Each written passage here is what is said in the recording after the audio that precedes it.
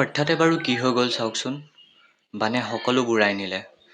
ঘৰৰ ভিতৰত ডিঙিলৈকে পানী।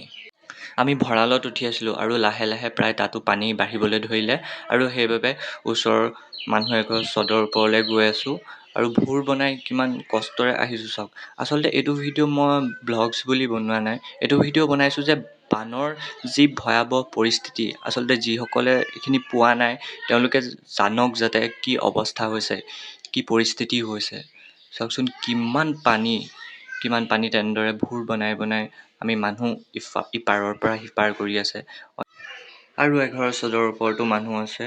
আৰু আমাৰ পৰিস্থিতিটো চাওক, আমি এনেধৰণে 5টামান পৰিয়াল মিলি এইখন চদৰ ওপৰতে আছোঁ আৰু দ্বিতীয় দিনৰ পানী প্ৰায় এবেগেটমান কমিছে, ইমানো কমা নাই।